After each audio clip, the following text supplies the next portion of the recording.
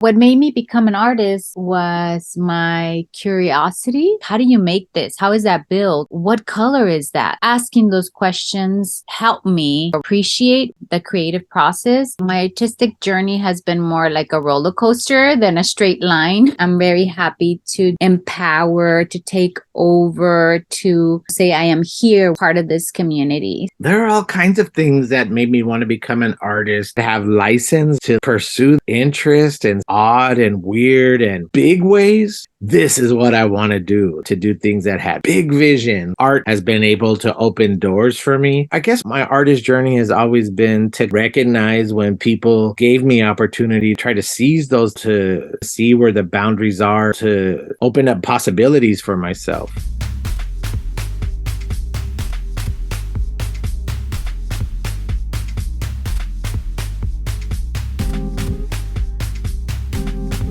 Welcome to Angel City Culture Quest, where art, social justice, and the environment meet in Los Angeles. I am your host, Melina Paris, and I welcome you to this episode.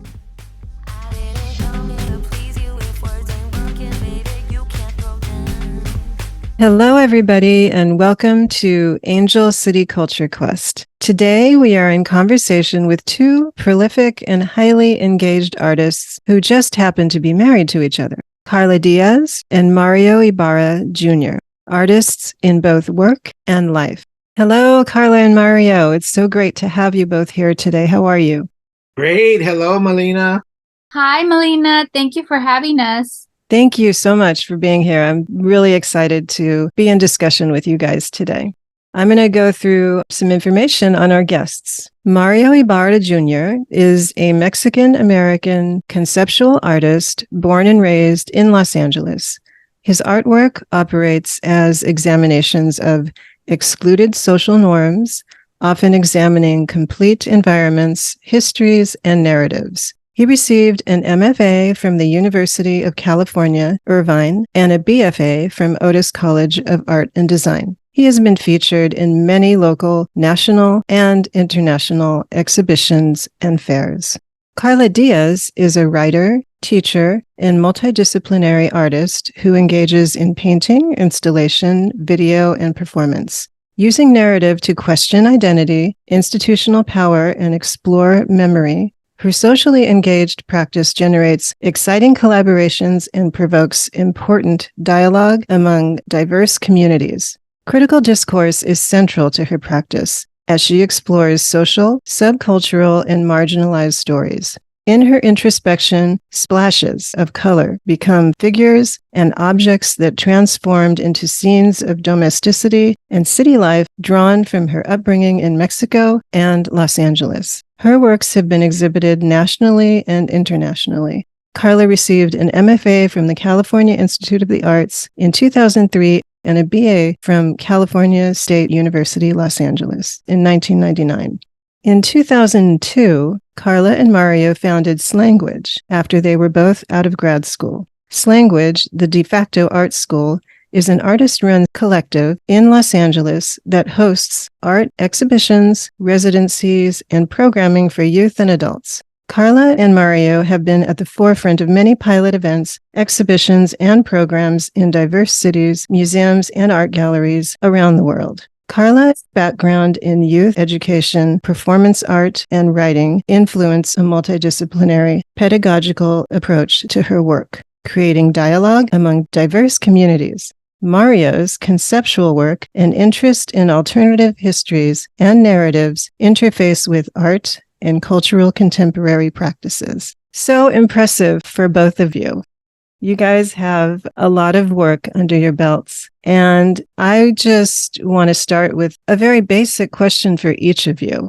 I'll start with you, Karla. What made you become an artist? What made me become an artist was my curiosity, my love for finding answers through that curiosity. And I think that curiosity was sort of a vehicle for also observation and thinking about processes that I can use in my artwork. But it also was inspired by my mother, who was a seamstress, and her wonderful kind of creative energy in putting garments together and the vibrancy of that, of what she brought to the table in making those clothes. So both of those things, I think, really helped me to not just appreciate the creative process, but also just work through that stuff of finding answers or asking those questions through my curiosity of like, how do you make this? How is that built? What color is that? And that really thrives my practice and my love and passion for what I make. That's great. And the colors too. All the colors I can imagine you seeing as a child with your mother's seamstress work. Yeah. That really plays into it. Yeah. And Mario, what about you? What made you become an artist? There are all kinds of things that made me want to become an artist, like Karla, taking it back to my childhood. I was an only child. I was in a home where my mother worked a lot. For my generation, we were called latchkey kids. We had the house to come home from school and all that. So I spent a lot of time alone and a lot of time being super inquisitive and bored in my home. So like I would come home and I needed things to do. And drawing was one of my favorite things to do besides chasing our parrot named Moses around the house, something like that. I really enjoyed drawing. And my father was a draftsperson for the naval yards here in Long Beach. And then he moved away to Mississippi. And every month he would send me these kind of drawing, drafting care packages that he would mark on them with tape, like which each lead was used for and all these kinds of things. So every month as a child or every few weeks, I'd get these beautiful little boxes in the mail that were full of all these drawing tools. And that really did lead me to finding like first love in art of drawing. And always also all the kids at school asking me to draw their names, on their backpacks and things like that. That's what I'm good at. So I guess that led me to be an artist as a young boy. That's cool. You really talked a lot about how much that influenced you with your dad and the care packages that you mentioned. That really blossomed for you to become a burgeoning drawer yourself in many ways. Yeah. One day he came to my house when I was in my 30s and he saw my sketchbook and he opened it up and he turned and looked at me. He says, "Oh, you could finally draw now. But don't show these drawings to a psychologist or a lawyer," he said. Wisdom. And next, another very fundamental question. I'm wondering who your biggest influences are. I'll start with you, Karla. So one of my biggest influence, I guess it's a combination of both, some established artists and writers and also mentors in the community for me. I mean, I can think of the top of my head, Norman Rockwell, where I think it's so essential. When we would go to those restaurants, I think it was like those buffet restaurants that they take you to. It was like hometown buffet or something when I was a kid. Yeah. And I would just stare instead of like eating or like getting my food or even having conversation with my family. I would stare at his paintings wherever I could or wherever I would see them. And I think it was so interesting to me because they had a sense of humor, right? But also it was a gathering, a moment that he captured really well in terms of his figurative paintings and drawings. And I would love them. I was like, oh, what am I thinking? And then I would start like making stories about those people that I would see in his paintings. So I just interjected myself so well and connected with him. And then I think it's also Gabriel Garcia Marquez, which was a Colombian writer.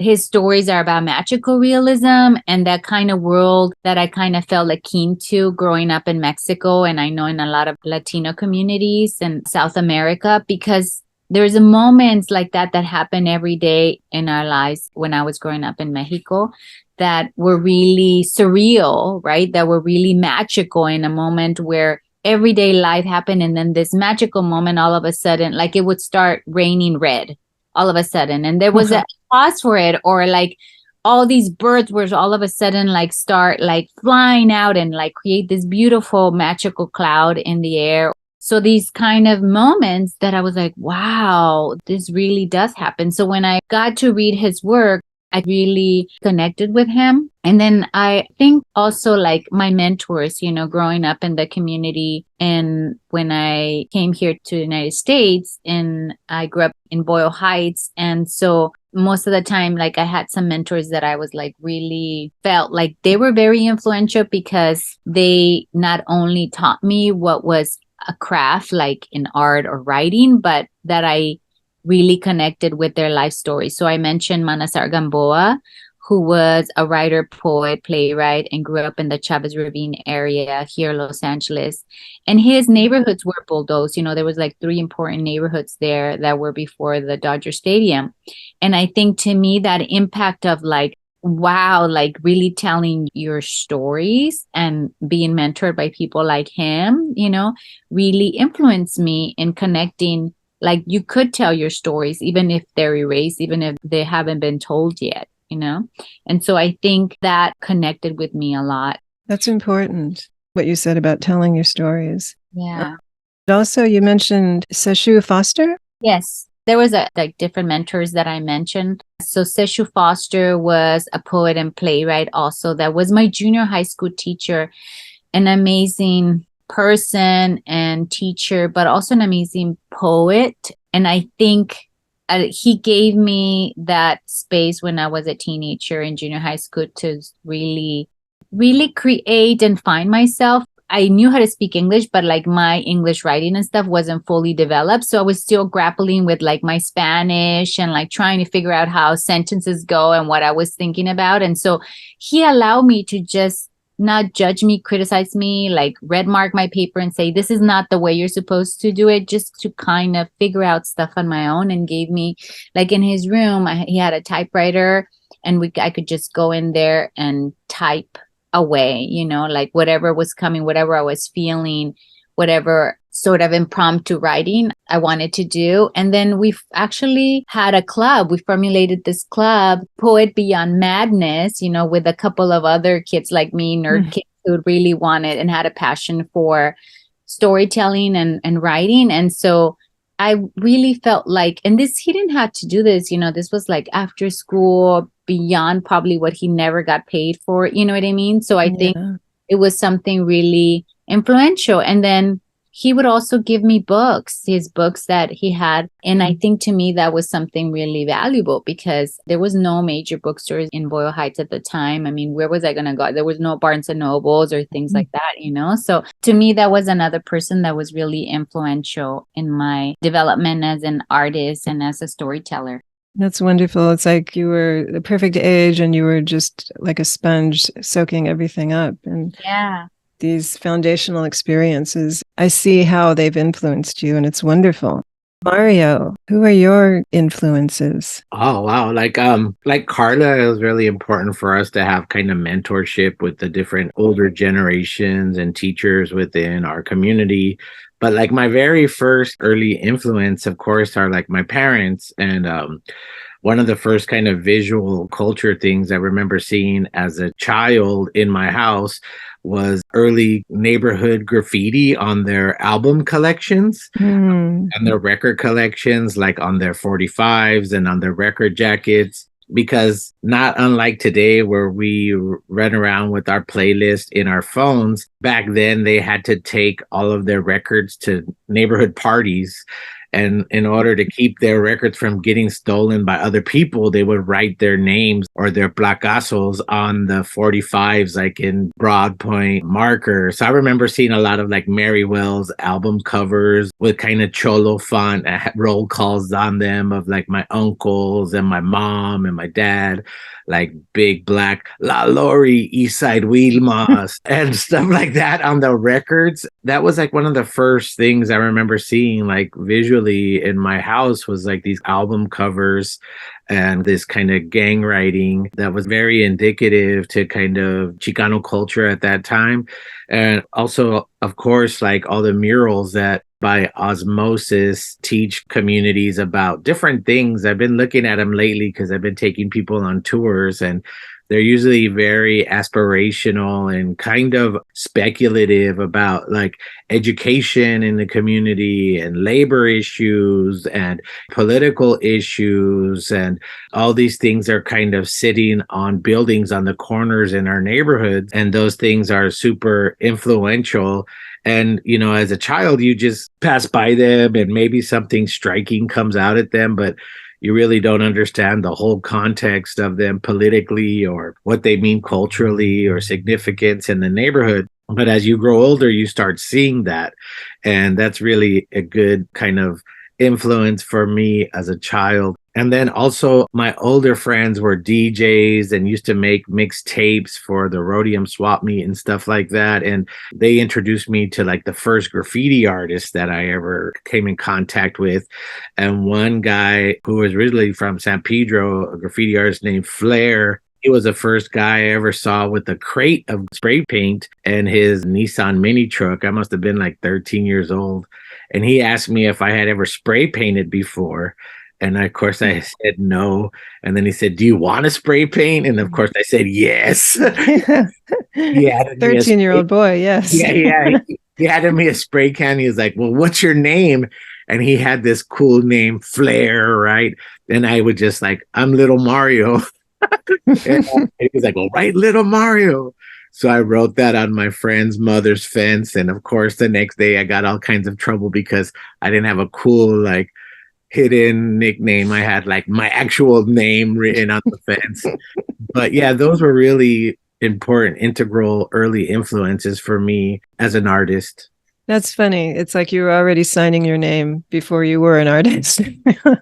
Yeah. It was a premonition. That's great. In discussing this, you said that you're often asked from a lot of younger people, how do you choose being a community artist or being a, quote, artist with a capital A, end quote?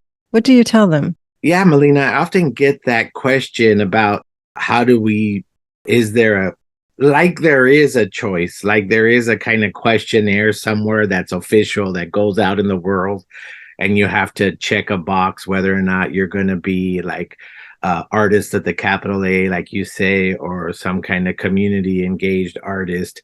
And I always tell them that there's no such thing. There's no such thing as an official form that makes you check an artistic identity like that. And I think Karla and I, when she was talking about her influences, we were very fortunate to have a lot of models and mentors that worked professionally as artists. She was talking about Seshu Foster or other folks. He was continually publishing books at the same time, like, works of poetry and anthologies. And at the same time that he was working with young people in middle schools and things like that. Also, our mentor, Manasar, he was also very prolific as a writer. At the same time, he was working in the community organizations that he worked with, including Homeland in Long Beach, where we were able to work with him. So there's no such thing. There's no such thing as being a kind of monolithic producer. Like, if you want to be an artist, of course you be an artist, and there's no stigma or no belittling of that status if you're choosing to engage in communities.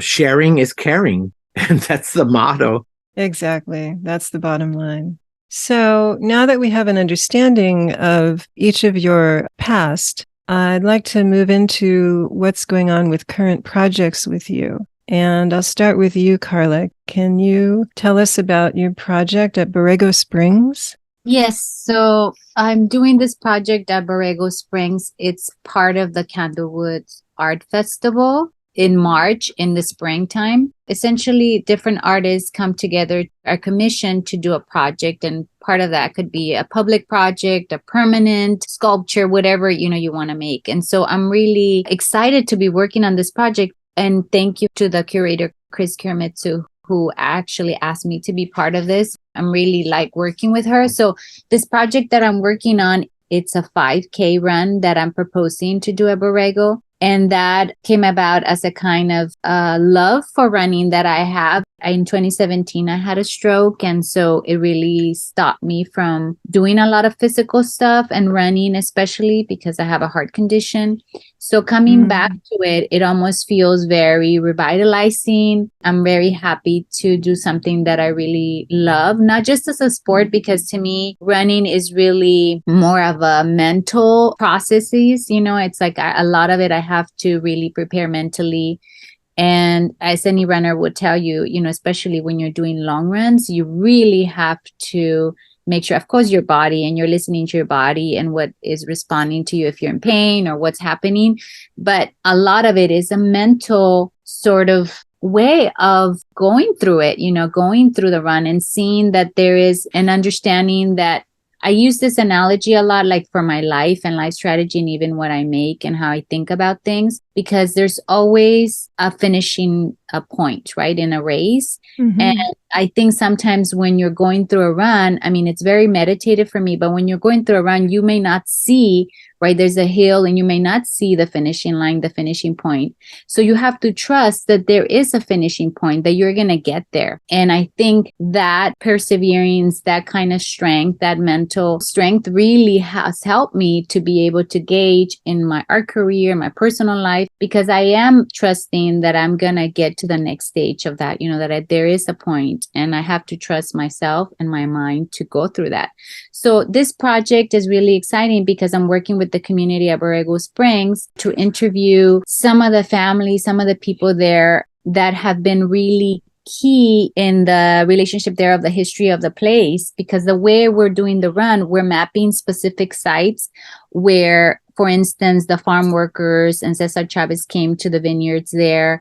And the company there, one of the major companies of the DiGiorno family, just got up and left because the workers started protesting, boycotting with Cesar Chavez. So these vineyards, when you go and look at them, they're like essentially like this cemetery, like this visual place of protest and resistance. It has such an aura of like these kind of cemetery or this remembrance of a place that something happened there, especially very politically critically in terms of the history of the place. But nobody has done anything to it. Like it's just been there, like kind of ruins. And so to me, I want to run through one of those sites to kind of empower, to take over, to, say, I am here, we are present, we are part of this community. So it's really great. In terms of the way that I'm trying to figure out how to work with that. And the community has been really responsive so far. And again, I do have a lot of great help from the curators and the people and the support of the organization there so far. That's great. And you mentioned that the run itself will continue annually. Is that right? Yes, it will continue annually. And also because we are charging a minimum, very small fee for participation. So that money that we acquire is going to go towards the track team in the high school, in the local high school of the students. It's going to go to the school. So we're hoping to raise a good amount of money for that and donate it to the schools there. Oh, that's wonderful. Anything to bump up education is always wonderful, and it'll help the community. It's very exciting. Keep us posted about what's happening with that, please. Yes, thank you, Melina. And Mario, you're working currently with something for Slanguage for a local museum, right? Yeah, I won't be running, Melina. I'll be the catering guy giving water to the runners. But yeah, I am currently an artist in resident, or the first artist in resident at Studio 111, which is in Long Beach.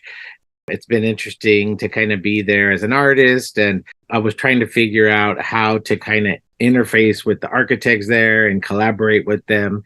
And an opportunity came up, an invitation from the Long Beach Museum of Art, and a young curator there named Paul Loya is organizing this exhibition that will happen in the fall that includes 5 or 6 community kind of led organizations throughout the city of Los Angeles.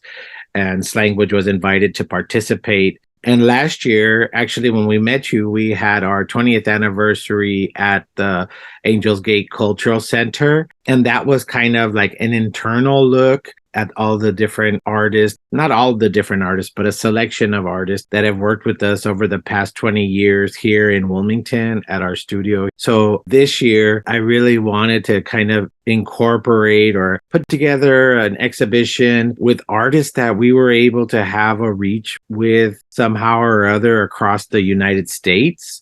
And I was able to visit the WPA era mural that's inside of the main San Pedro post office. Mm-hmm. We're so lucky here in Los Angeles. I recommend it to anybody to start looking around or find a website that has all these WPA works that you could see, because they're really gorgeous, kind of Depression era murals and sculptures and things like that. But in the one in San Pedro, it definitely carries a kind of port thematic with ships and trains and people working and all that. But in one corner, there's this like funny looking geometric shaped thing, poly-sided thing that I couldn't read what it was. And Raven, that was helping me that day, she said, "Oh, it says it's an international sundial. Like this odd shaped thing could take time from like across the planet or across a hemisphere." So I was like, "Oh, that's really cool. I really like that a single object can kind of take a reading or a kind of sampling of time in different places." And, throughout the years, Karla and I have been able to work and engage with a lot of artists from across the country. Some of them have come and actually done residencies here with us in Wilmington. Others, through COVID, they were teaching classes from places like Cape Cod, the students here. And I was like, well, why don't we kind of make an exhibition that could kind of mimic the functionality of this international sundial? So when I came home, I found that we had a chips and salsa bowl that was like the same shape. And Carla was upset because she said, "Hey, what happened to my chips bowl?" And I was taking it to Studio 111 and I was using it and trying to explain to the architects there that I want to make this exhibition pavilion in this kind of geometric shape. And Jinx Prado and Raven Sanchez. Jinx has worked with us for a few years. They're one of the artists that have worked with us. And Raven is also one of the artists that have worked with us. Jinx, they were one of the curators for our language show. Right. I remember them. Yes. And Raven was kind of new this year, but we became a 3-person kind of curatorial team and started engaging all these. Like we chose about 20 artists from across the US, from different places along the West Coast and the South and into the Deep South and down into the Southeast, all the way up to the Northeast, and some artists in, the Midwest. Unfortunately, we didn't get any artists from any states that ended with sauce. There was no Arkansas, no Kansas, or pupusas. But what was the last one? I'm sorry. Pupusas. Oh. But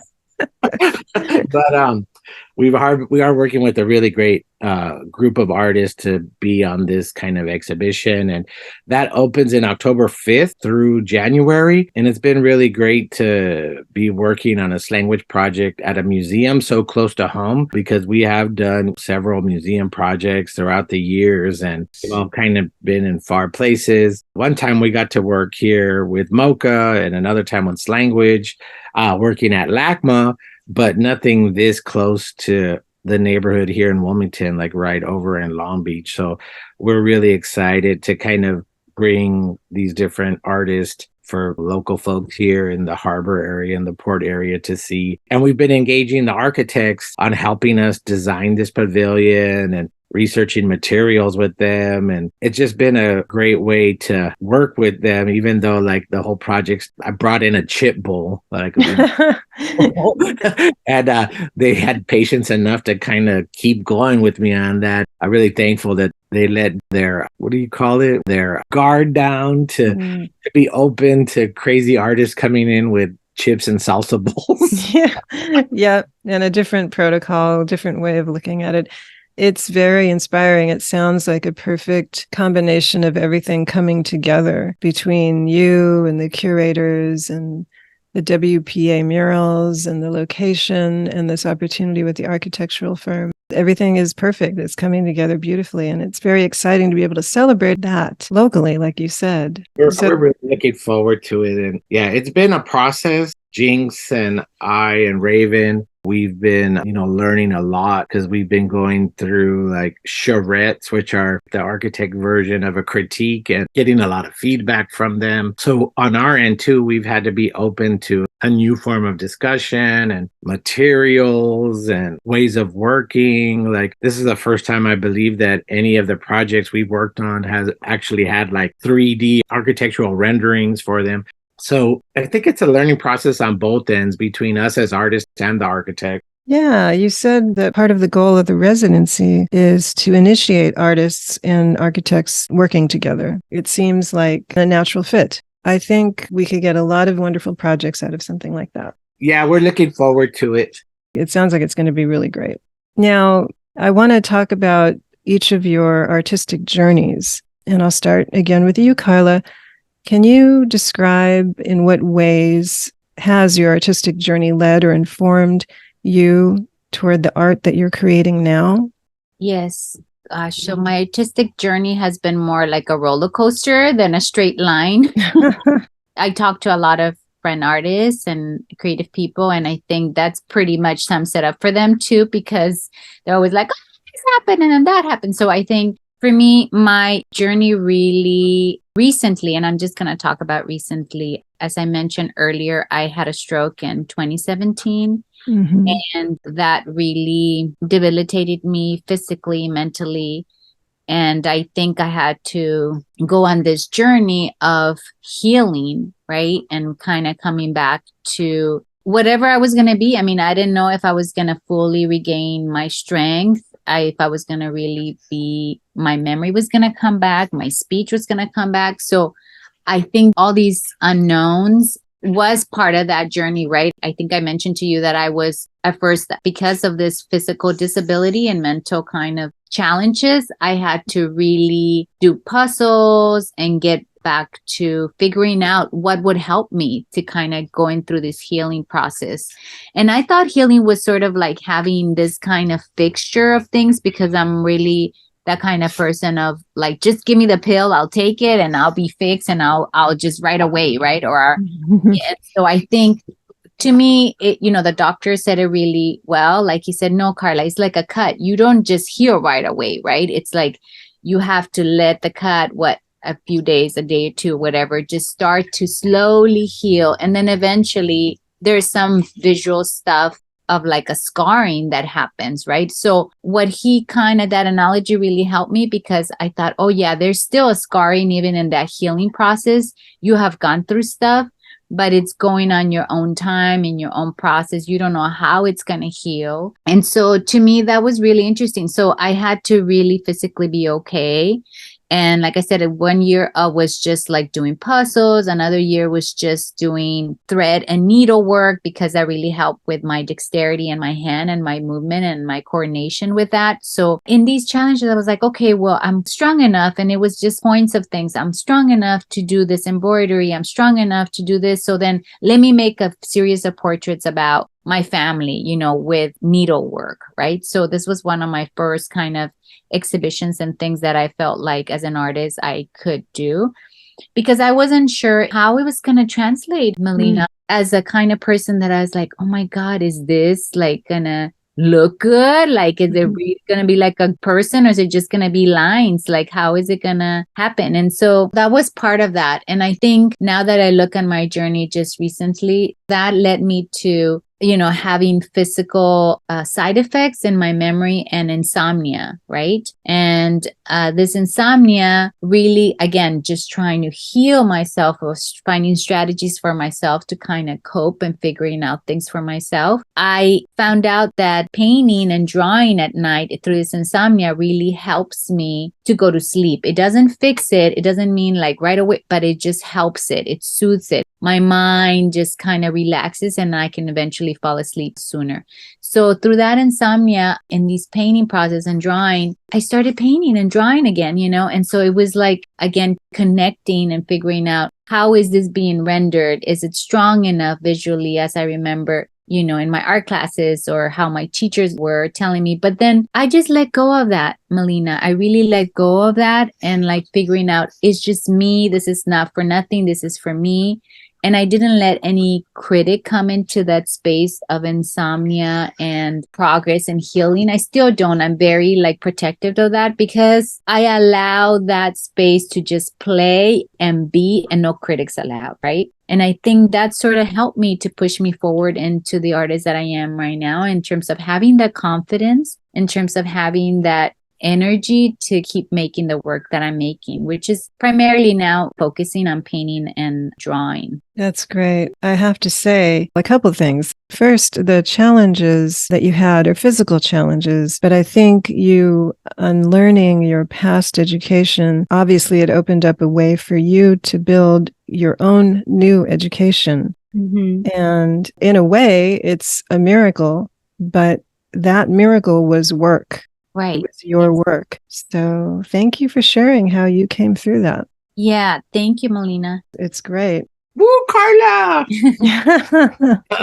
And what about you, Mario? Can you talk about your artistic journey and how it got you to the art that you're creating today? Yeah, my artistic journey starting off as a young person, following my father's instructions from the little care packages, then going on to high school. And I remember the first day of my high school art class, my teacher called my name, Mario Ibarra. And then he looked up and he said, "Didn't I have you in my class 20 years ago?"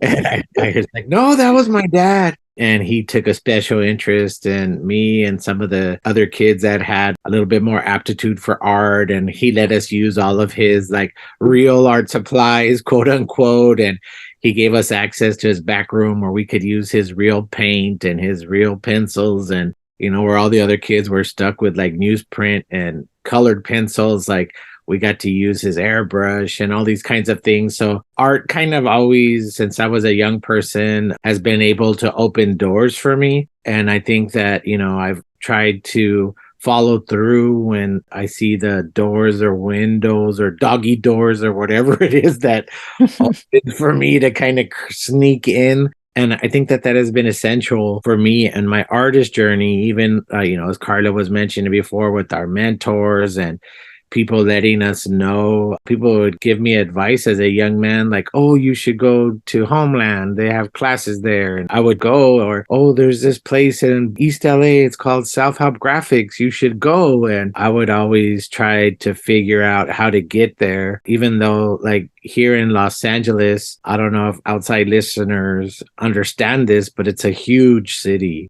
Back then, there were no metro lines or anything like that. Like, you had to ride several buses to get to any destination that was outside of your immediate area. And, for a young man in the 80s and 90s, you had to go through everybody else's hood. Like, It wasn't an easy task to kind of go do all that stuff. But art always was a kind of path for me to go and for me to pursue things. And I'm also going to museums and things like that. I graduated high school when I was 17 years old, so I really didn't know what I wanted to do. And I enrolled in a junior college class at El Camino College. It was just like an art appreciation class. This was like in 1992, and they took us to the MoCA to see a really kind of seminal exhibition called Helter Skelter, curated by Paul Schimmel. And there were all of these amazing, crazy artworks by all these crazy artist, and I didn't know that that could be art. I just thought painting and drawing was art. I didn't know that you can make big sculptures using model train sets. There was this artist who I'm glad is now getting visibility again. His name is Victor Estrada, and he had this huge, big, goopy monster kind of sculpture that had a little tiny photograph of Martin Luther King on the bottom of it. And it was called I Have a Dream or something like that. And I couldn't wrap my head around that.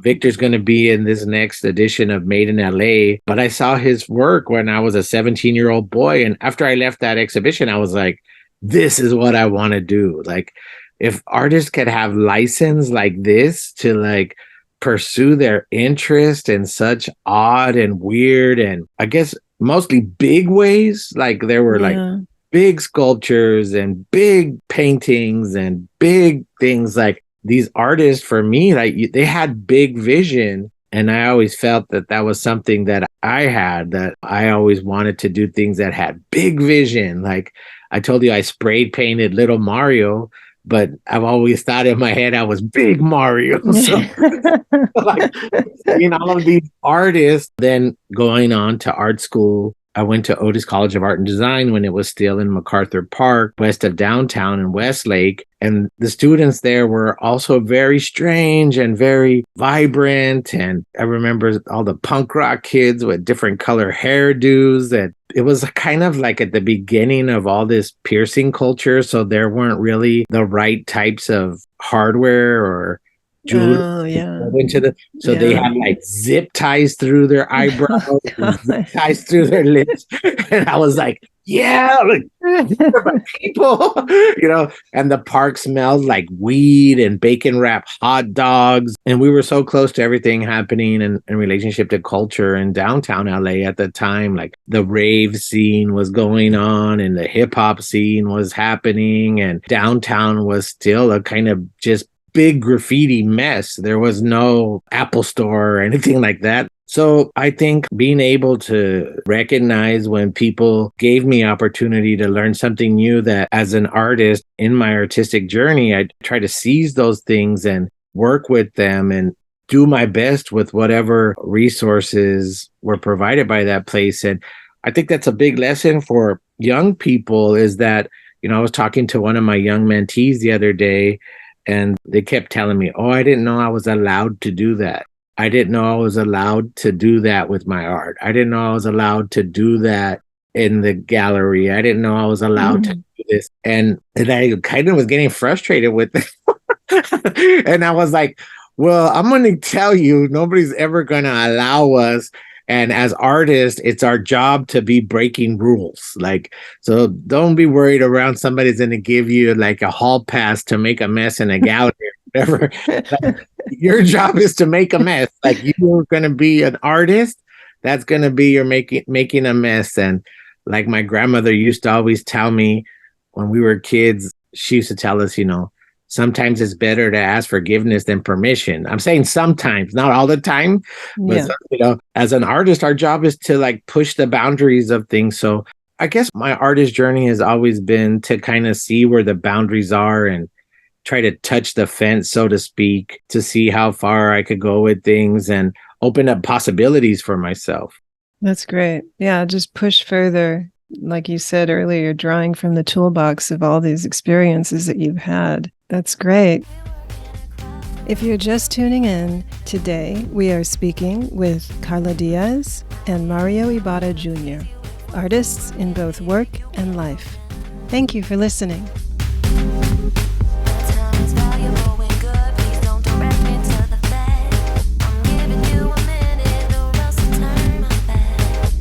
Hi folks, this is your host, Melina Paris. Angel City Culture Quest is growing. We're barely into our third year now, and there's so much more quest-worthy inspiration to bring you. Art, books, film, coverage of local events, and more. We've gotten a new QR code, so you can capture episodes on the go, because I know you're busy. We've been creating artistic flyers unique to each episode, and new Angel City Culture Quest stickers. And there's more to come. As you know, there are costs to keep this podcast going. So, if you're able, join me in this quest with your support. Think of it as a cultural tip jar to share any amount that you're comfortable with. Even a few dollars a month will contribute to my ability to continue bringing you the great work of these artists, activists, and others, and the cultural content that you want to hear about.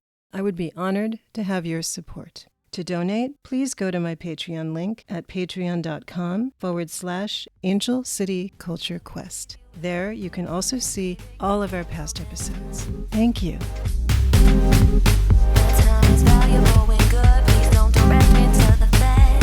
I'm giving you a minute or else I'll turn my back. So I want to talk about the common threads or stories in both of your work through time. Can you talk to that, Karla, about some of the common threads we see in your work? Oh, yeah. So I think some of them are about, obviously, like memory, dreams, family. They're about specificity in some ways. By that, I mean, like, it is about me growing up. Some of those things are about growing up in Mexico or growing up in LA, but it's also a particular time filtered through memory. So it's like the 80s or 70s or what I remember. And then some things are also that I see commonality of things. So humor is one of them. I feel that some of that is really, really important in my work.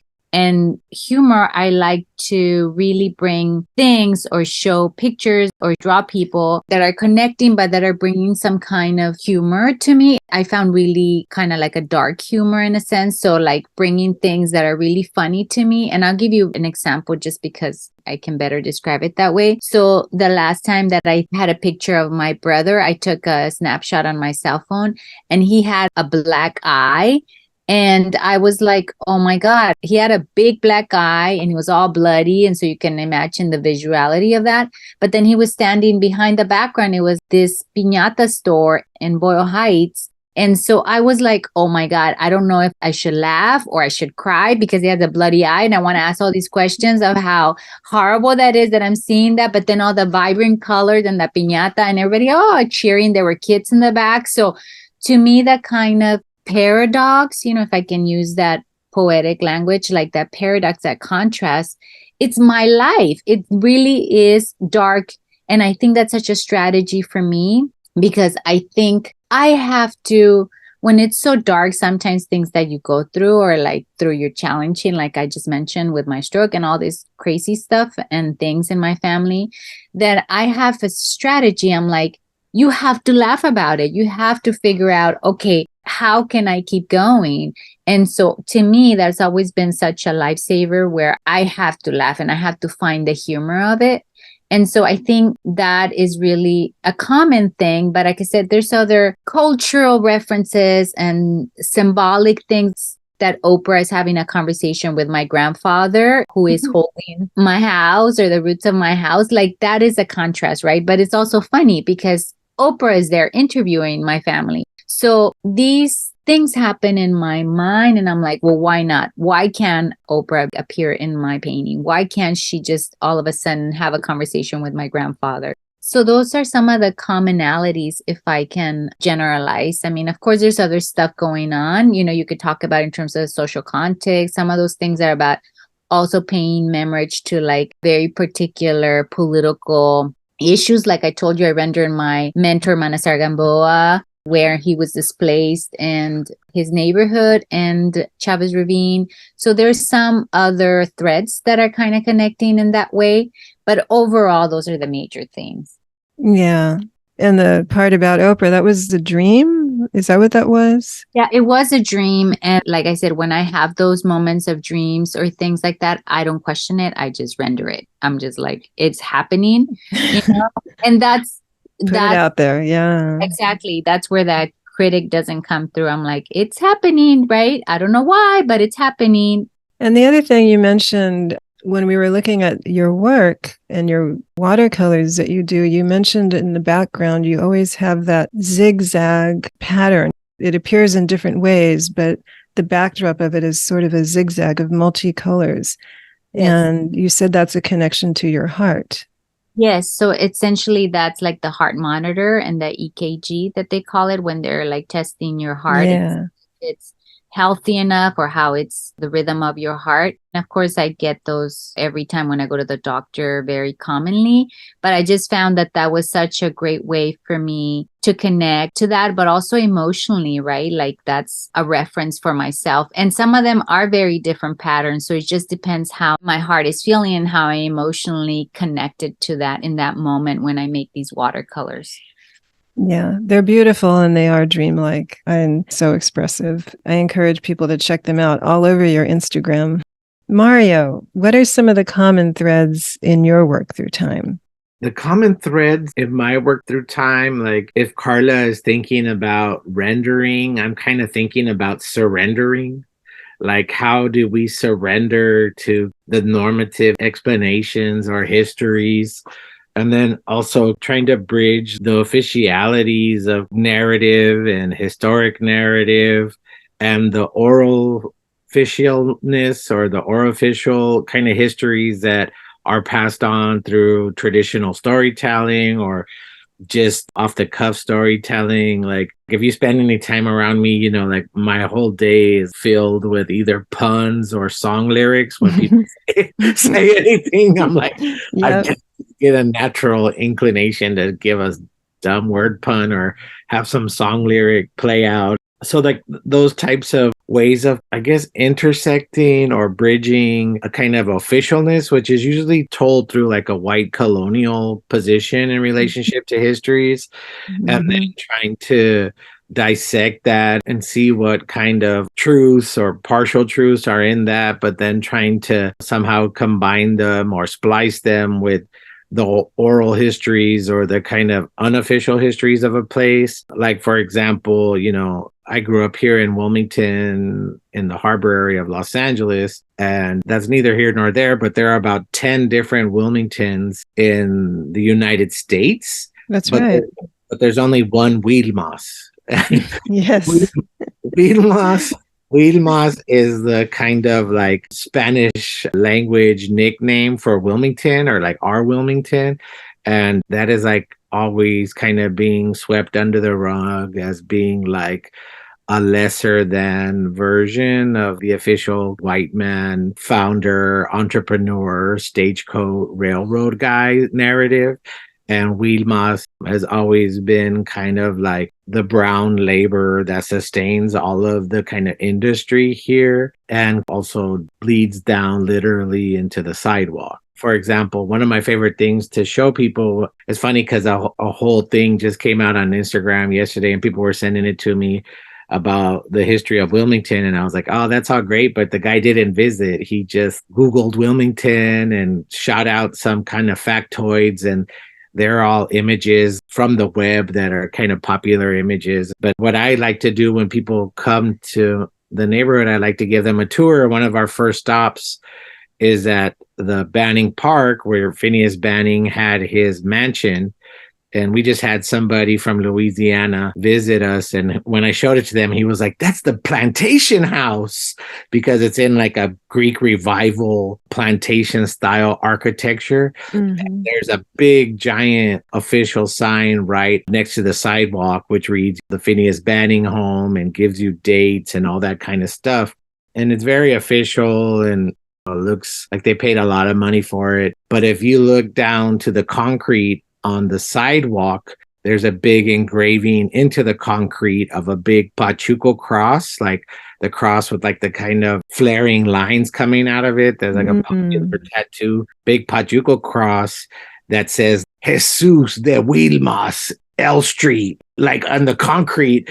And I'm like, that's where the embodiment of where the two roads meet. Big official sign of the Phineas Banning house, welcome to Wilmington. And then down on the floor, it's this big Jesus de Wilmas. And so those kinds of things are like a kind of positioning where I feel like I somehow kind of navigate in relationship to my storytelling and to the art that I make. That's a kind of sweet spot for me. I try to use like very specific details from these stories because I try to stay away from generalities, telling these stories from my own agency. Because one, who can argue my agency if they tell me that, oh, that's not right? I can tell them to fuck off because it's my agency and like my Mhm. story and like my lived experience and the folks around me's lived experience. So I feel like those themes kind of fluctuate in and out of my work. Sometimes I'll do something out of left field, but that's more or less just to keep them guessing, keep my audience guessing, and then just to stretch what the possibilities are of my practice. Of course, I have failures. I've had many failures in doing that over the years. There are projects that definitely don't get into my slide lecture when talk to students. Yeah. It's very edited down to the hits, not the misses. Yeah. That's a powerful image you shared too about Banning and the sidewalk. What did he write again? There's like Jesus de They Wilma, will miss. Yeah, that's a powerful big image. Pachuco cross there. So, in discussing how you both work together, you both highlighted that you grew up together because you were both taking classes at Homeland Cultural Center in Long Beach. Then later, you both really worked together for 20 years and still going with Slangwich. It's organization, it's projects that you did with the kids. And then still, you both help each other with your independent projects and at residencies that you each have had. As you each spoke on this, I really wanted to note how awesome it is to hear each of your expressions that detail the mutual respect that you have for and the support that you give to each other, even through the changes life brings. In your case, Karla, with your mom and taking care of her earlier in your life, but also in growth and in maturity. It's work, as we said before, but you share a commitment to each other and to the work in everything that each of you said. Can you talk about what those binding factors are between the two of you? Karla, I'll start with you. Yeah, I think in that growth, as any growth, you really go through seasons, right? Like just like in plant life, right? You go through planting seeds. There's a growth period. You have to fertilize, right? You have to nourish that plant. And then eventually there is a sprouting that goes on in terms of any plant goes through this. And so there's seasons, there are changes. Of course, there are challenges. Maybe a bug bites the leaf and then you're like, oh my God, what did I work so hard for this seed that I planted? And all of a sudden it just came out of nowhere. And I've been so carefully like planting it and watering it and making sure it has all the nutrients for it to grow. And all of a sudden it just kills it. The bug kills it. So to me, that analogy really works because I think it's sort of our relationship and our connecting, this kind of connecting factor that you're talking about. It is work, but it's also a love that you really have. Because if I didn't love this plant that I'm planting and I didn't have that love and passion for gardening, whatever drives me, like there is no way I'm going to care if that bug takes it out, right? I'll be like, thank God, good riddance. I was like, it's out of my life. I'm not going to think about it anymore. So I think underlining that is really essential. And I learned that also from my mentor, Manasar Gamboa, because that, sorry, I'm getting a little emotional. But let me get back. That's the word that he wrote. One time I asked him, Manasar, like he was really going through, challenging times because he was like physically, not just like as he was getting sick, but also like he had it rough. I mean, he would be in there at Homeland and he would be like, there was rough kids from prison, like they were just trying to have an outlet, trying to just be present, but they had all of this stuff, right? Or challenges that I saw and it didn't face them in that way. But I was like, oh my God, like he just literally, I would not care about that kid, right? I would just like throw him out. And so there were all these things that I saw that he really was able to navigate. Like he just would drive from LA all the way to Long Beach. He would pick me up in East LA and then would drive to Long Beach to get to do the workshop on Saturdays. I mean, this was like, he didn't have to do that. So to me, I asked him one day, I was like, Manasar, why do you do this? And he said, I'm going to write it down. And he took out his yellow pad and he wrote one word and it said, love. That was it. That was it. And I still keep that. I still have that. Even after he passed away, I framed it because ultimately you have to love yourself. You have to love others. You have to love that person that you're with, and especially your life partner, to really go through all of this. I'm sorry. I don't know what's happening, but maybe I could take a little break. But I think that really defines it. It might sound really cliche or things for people, but I always have to come back to that. You have to love what you do because there's been times when you question, why do I keep making this work? Why is it so challenging? Because there has been many challenges. But at the bottom of it is, I love this person. I really love what I do. Yeah. Thank you, Karla. Thank you for sharing that with us. Mario, can you describe how you both work together? Wow, that's a tough one to follow. Yeah, the love, of course, is at the center of it. A kind of unconditional love is really important, especially being an artist, because for us, there's a lot of cliches about being an artist and a starving artist and all these kinds of things. And I think through our lifetime now, like Karla and I have experienced a lot of troubled times as artists. And we could have made other choices that would have led us down different paths that would have maybe had more financial gains or different things like that. But being an artist was our kind of true calling, and the Most High put us in places where the Creator wanted us to kind of learn from people, to have models for being able to acknowledge our creativity, acknowledge our passions, acknowledge our ability to share and give to others who are on the journey of being artists. And they really gave us those values and exemplified those values for us. So to have a partner like Karla, who also shared those core non-negotiable values, has been a real blessing. Also, somebody who is fearless. I've seen Carla go through a lot of things, and she's a fearless person, and she's been able to also share that kind of indomitable spirit with me when I'm doing things. And I try to be fearless, exemplify a kind of fearlessness, and being an artist back with her. We've been together since we were very young people. She was 18 years old and I was 21 when we first started dating. She was living in the kind of core of Boyle Heights with her mother and her stepfather and her siblings in an apartment building.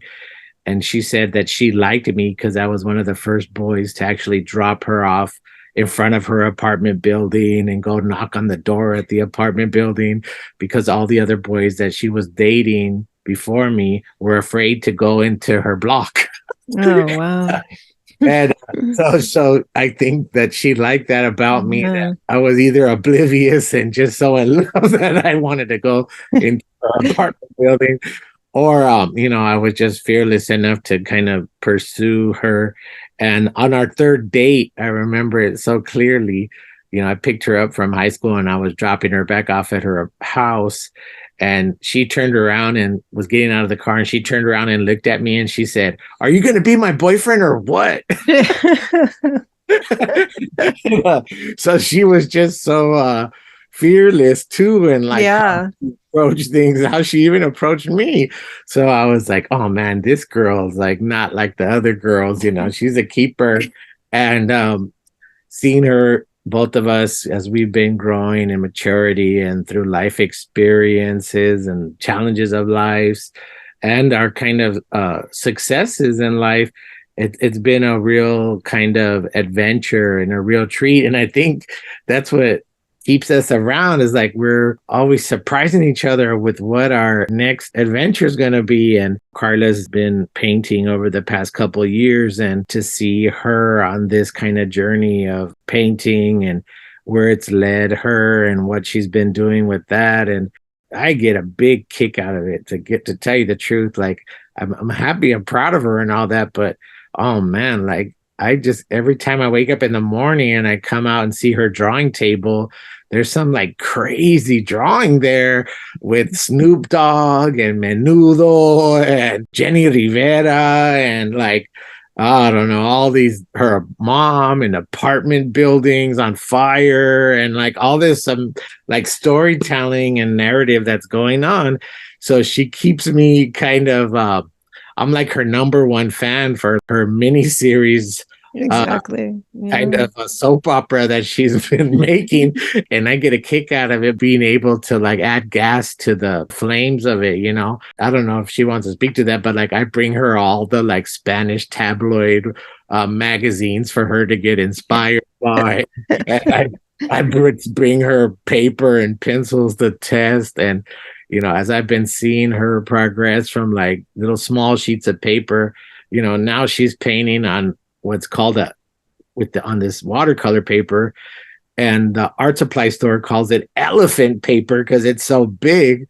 And I'm just like, oh man, I just get such a kick out of it. And I hope that Carla shares that sentiment when I'm coming up with ideas, that she gets a kick out of those too, because we do share a lot of core values. And I guess that's really important for us. And I guess that goes above and beyond. It's just a bigger picture that we're in love with as well. We're in love with each other, of course, but we're also in love together with our community and with our practices and what we get to do. And I think that keeping ourselves surrounded in that love that Manasad wrote down on that paper is the core of it. Yeah, exactly. It's a true partnership in every single way. And I know, Karla, you talked about how Mario blows you away with his ideas and his big ideas too. So, And I think that's the partnership. I mean, he's a genius, and I keep saying that like to everybody. And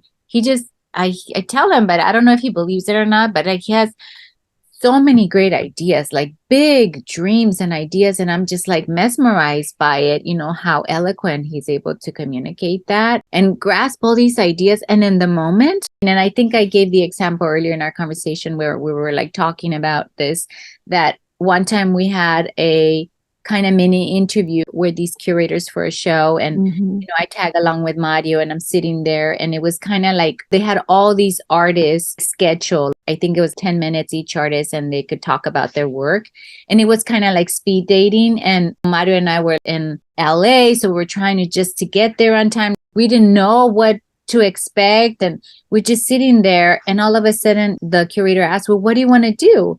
And all of a sudden he starts like coming up with these fantastical, amazing ideas of projects. And then we did this, and I'm thinking about that, and blah, blah, blah.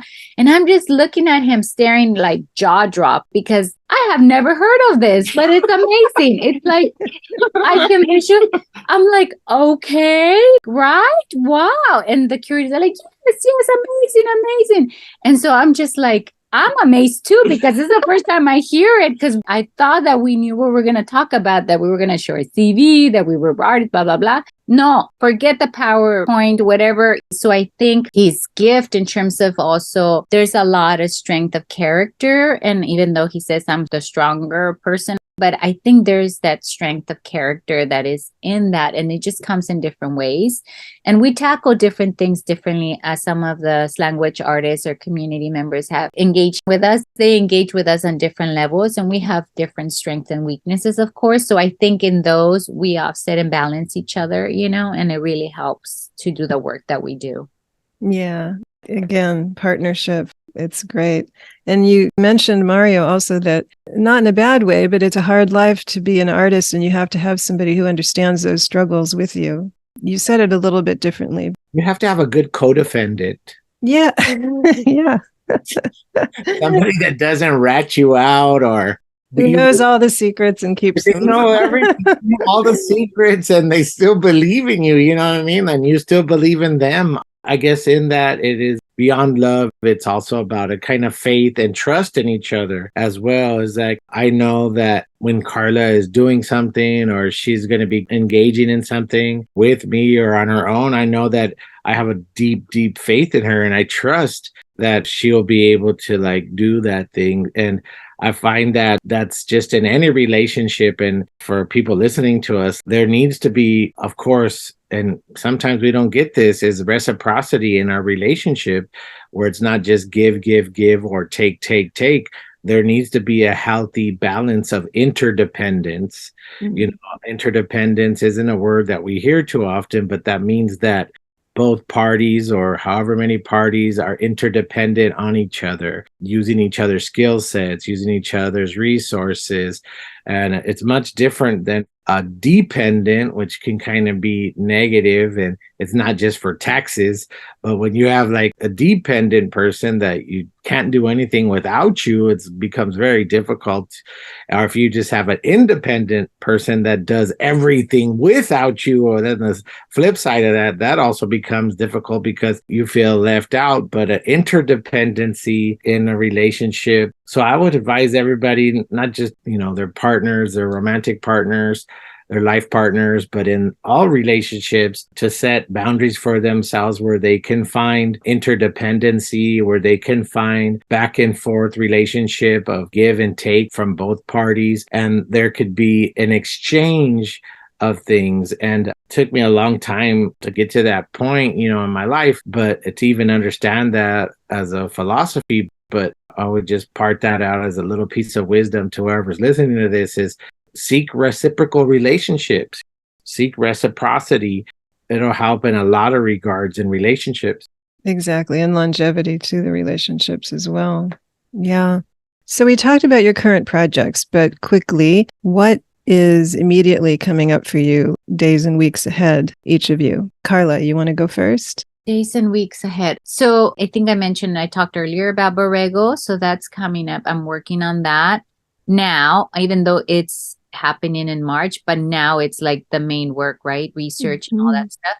I'm also working on my solo show with my gallery that's coming up also in the early summer next year. So I'm really looking forward to that. I've been doing this series of works called corrido, which in Spanish translates to ballad. And these corrido works, it comes from the term again with ballad or musical kind of terminology. But essentially, the work I've been doing is to create my own corridos, my own ballad, my own story visually, right? And how do I tell that visually through drawings, to paintings, through installation? And I'm really having fun with this because I think, again, it gives me that chance of be myself, to render images and things that I want to see that may not be your cookie cutter stuff that are traditional, but they're more playing with my imagination, which is the playtime for me. So I'm really full on. And of course, there'll be probably other works that maybe I'm trying to still figure that out. But again, that's my focus right now of those two things. There's other things in between that are not fully yet confirmed, but for now, I'm just full on focusing on those two things. It's a lot of projects. Yeah. And for you, Mario? Yeah, we have a few things brewing beyond the Slanguage Studio exhibition I was talking about, the Long Beach Museum of Art. Today, I'm meeting with a puppeteer, a kind of marionette operator and fabricator, because I'm hoping that I could be building a scale version of a parade float that I would like to make called Music My Mother Played While Cleaning the House, which is a parade float that if anybody's out there and has the connection to the Rose Parade, I really would like to make a Rose Parade float. But in the meantime, we're going to make a scaled version of this parade float that will be exhibiting in Albuquerque, New Mexico next year. So for the rest of this year, I'm going to be working on the show that I was talking about, the Long Beach Museum of Art. And then I'll be working on the parade float, Music My Mom Played While Cleaning the House exhibition for Albuquerque. And then also trying to get some drawing done. Karla's been, of course, she's such a force and prolific making all of her drawings, but my drawing practice kind of comes in spurts. I'll do like 6 months of drawing, a year of drawing, and then I kind of take a break and live life and then come back to drawing. But I've been asked to have a drawing exhibition of 25 years of my drawing. So right now I'm kind of looking for my drawings from when I was a child all the way up to now, trying to find those high school drawings I made that I got blue ribbons for in the art contest. I really enjoy drawing, but I kind of have a chip on my shoulder about drawing too, because I got the worst grade in art school in drawing. I would always get high marks in all my classes in art school, but in drawing, I got a C. It left a real bad taste in my mouth. But I was a little rebel because my father taught me how to draw when I was a child. So by the time I got to art school, I was like, I want to express myself. I don't want to do what you're telling me to do. But it is a real meditative process for me. I always think that when I draw, like I feel like my brain clicking and kind of opening up to new things. So yeah, there's a few museum projects, an exhibition that will be in France next year with this drawing thing. Those are kind of my personal issues, on top of trying to pass the baton on to some of the next generation's language artists so that they can become empowered to start running programming with this language moniker, like having Jinx curate exhibitions and Raven help with that and education programming. I hope that I could help ease some of the founders syndrome with language and have the next generation of folks take the torch and run with it. So yeah, those are all kinds of things that are on the front burners of my mind. That's a lot of great stuff. I just have a quick question about the drawing. Have you seen significant change in the way your drawings are expressed from college up to nowadays? Yeah, I think I've been able to really upgrade my focus. When I was younger, I thought that I could get a whole drawing done all the time in like one session. And now I've let that go. And now I've been able to revisit drawings over multiple sessions. And then just philosophically, one of the things I've learned from drawing is that you get all these lessons in school on the hows, but you don't necessarily get the whys. And as you're going through the process of practicing the hows, whys begin to appear for you. And one of the things that I've had this kind of, I don't know, I guess a philosophical relationship with drawing is that when I make my drawings, it takes more time for me to draw and shade the negative spaces than it does the figural work or whatever is the positive spaces in drawing. And that was just a kind of philosophical kind of light bulb that went in my head, because for me, it probably is very similar to life, and that you have to really proactively work at getting rid of the negative self-talk, the negative people, the negative environments, things like and attitudes that you were maybe raised to have that you didn't question. But you really proactively have to work on those things. And if you do work on those things, the dark patches in the drawings, let's say, the positive things start to emerge. The positive shapes start to emerge. And that has just become, for me, when I draw, more of a philosophical stance. So in my maturity, I'm getting to see that kind of stuff, where I think in the past, I was just trying to represent something. And now I'm feeling like things are being shown to me. That's cool. And that's progress and change. That's great. We've discussed a lot, but is there anything that either of you would like to add that I did not ask? Karla, I'll start with you. No, I think you pretty much covered a lot of the stuff in terms of our practice and generality of like how we work and how we're approaching things and come together through language. And just want to thank you for having us and having an intimate conversation and taking the time to do this. Melina, I think sometimes it's not a lot of times that we get interviewed like together like this at this stage. And because sometimes people just want to filter some aspects of our practice or individuality of things. And so I think coming and having this connection and sort of broad spectrum, but also intimate, really deep conversations about who we are and what we want, what we do, and what makes us artists, but also how we work together through language is really, really important. So thank you for that. Thank you. Yeah, thank you so much, Melina. It's always a pleasure to get to speak with you. And yeah, for me personally, like I've been watching and observing Karla make her work, but there were some little details and nuggets that she was talking about today that are kind of insightful for me and give me a broader picture of what she's been working on. Because, you know, even though we're very supportive of each other, sometimes we do silo our work just because we're working in different studios, and Karla's working a lot here from the house, and I don't get to hear all of her explanations of things. Yeah, so it was great for me. But just in parting, I just like to let our listeners know we both have our websites. What's yours, Karla? So mine is Karla Diaz 76, Instagram and IG. And then my gallery is called Luis de Jesus Los Angeles. So they can also follow that and get more information on that. On my website is karladiazartist.com. My Instagram is Mario_Ibarra with the Y_Junior. So it's Mario_Ibarra_Junior. That's my Instagram. And my website, which we just kind of got up finally after my whole life of not having one, is www.marioibarrajuniorartist.com. Also, we have our Slanguage Studio Instagram.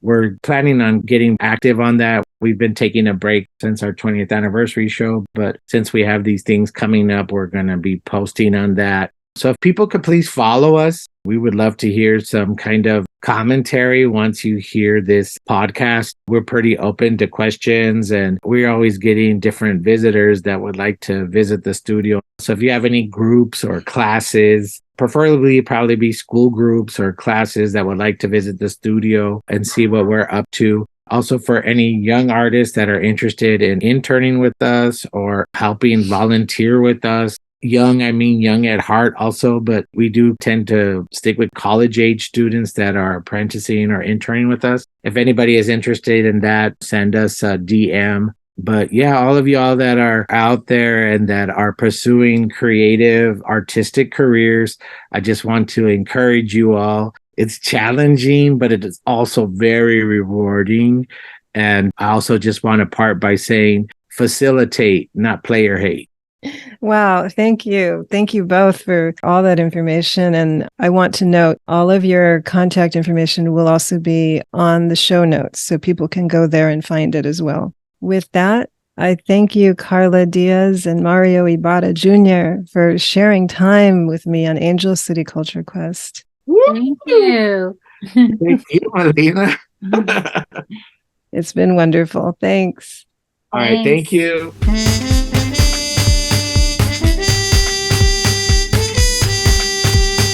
Thank you for listening.